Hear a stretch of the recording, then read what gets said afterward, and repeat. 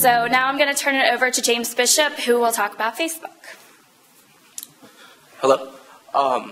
Pretty much Facebook, just give a real quick bio, was founded in 2004, February, at Harvard. It was kind of set up as a basis for Ivy League students to connect with one another. Eventually, it grew to all college universities, and now it's global with over 400 users. This here is my my news feed. This is what has made Facebook so successful. Newsfeed allows the Facebook user to have incentives to log on. It's constantly informing you on what friends are doing, event updates, picture posts of friends, videos, so on and so forth. Now we're going to talk about how establishing the relationship through Generation Y with a fan page.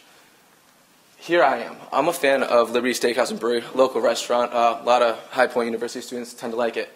I look on through the search engine, Liberty Steakhouse. I find it. I become a fan. I'm connected. Oh, I'm connected now. Now, say Alice and I are friends. She's able to see through her news feed. I became a friend of Liberty Steakhouse and Brewery. Allison likes Liberty Steakhouse and Brewery too. She becomes a fan. Now we're both connected together. By doing this, not only does she see that, more of my friends tend to see that, her friends see that, and it all kinds of builds more members to your fan page, and it kind of works out very well. Here's an example of a news feed. This is actually from Angelo's page, and you can see Jacqueline became a fan of Liberty.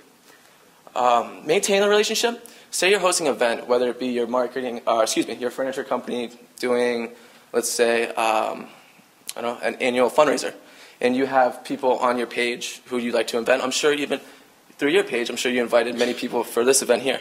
How this would work was your page would send out your events to whomever the members are of your fan page.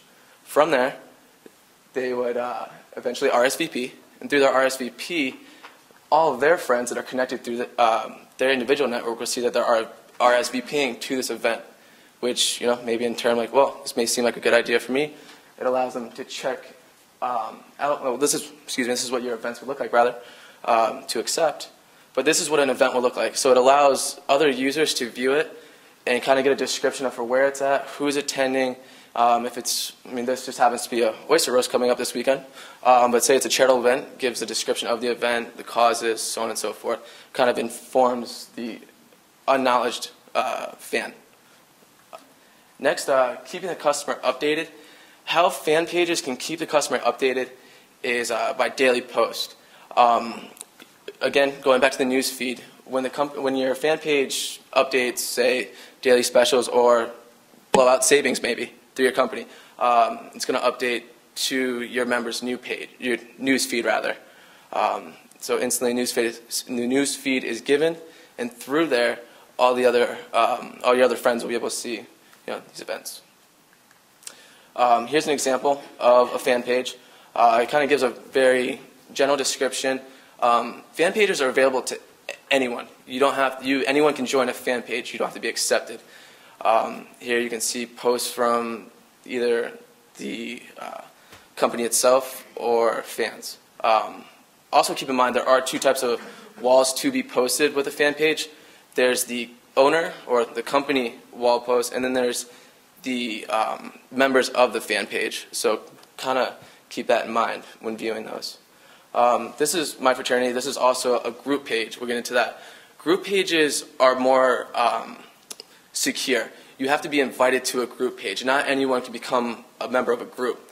So for example, if you decide for the furniture business, if you want to have a group page for your employees and so on and so forth, as an administrator of whomever is developing that, you can invite individual employees. This could be a good way for constantly updating your employees on events, so on and so forth. But then again, we probably don't want our employees on Facebook while working. It's kind of just another overview. The main differences between a Facebook group and a fan page are going to go into, groups are going to have administrators. They're going to give you a little bit more in-depth detail of what the page is. It's going to be more secure. There's 3 styles of pages. You can either be invited by the administrator.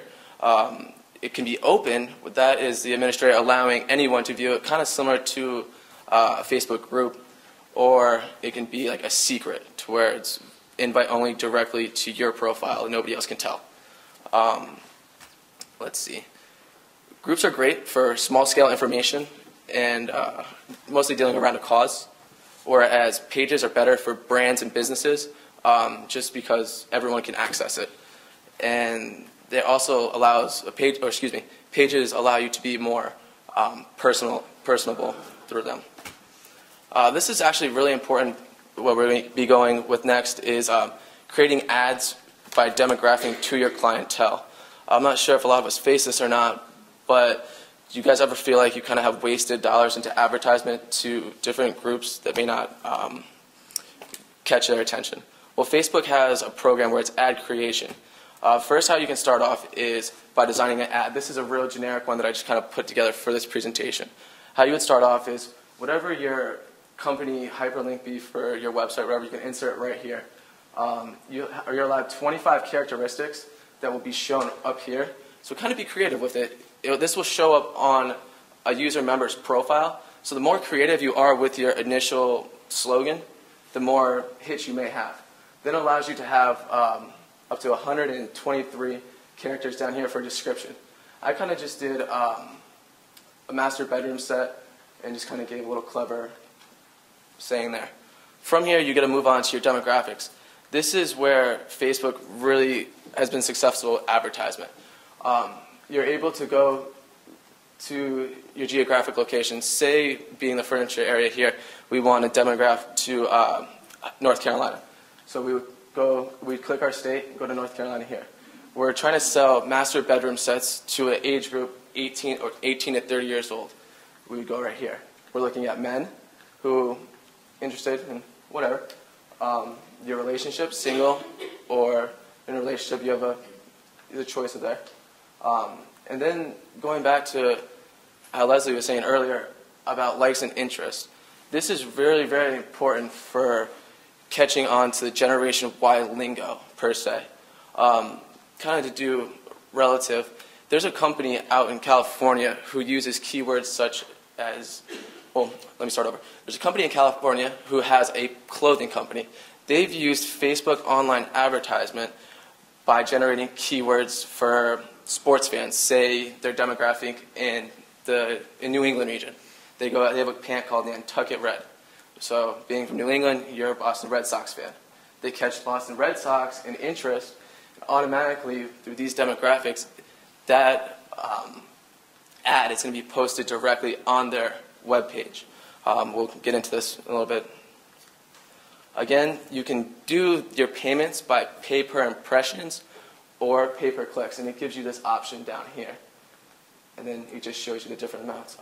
Also, if you don't mind me going back, if you'll take note on this corner here, this is the demographics of the people who your brand can reach to. And that's what's kind of cool. The more that you play around with it, the different numbers will vary. We'll go back here, excuse me. And this is just my profile, excuse the picture. But here's the ad I created, and this kind of fits into my demographics. I'm between the age 18 and 30. I'm a male, single relationship, and this has the potential of, and I'm in the North Carolina region, this has the potential of hitting me in this area. So say you're having your furniture company having a blowout sale on master bedrooms, and you want to hit it to the younger generation, say it's modern furniture. This is a great way to do it because you can hit that age group without unwasted advertisement dollars.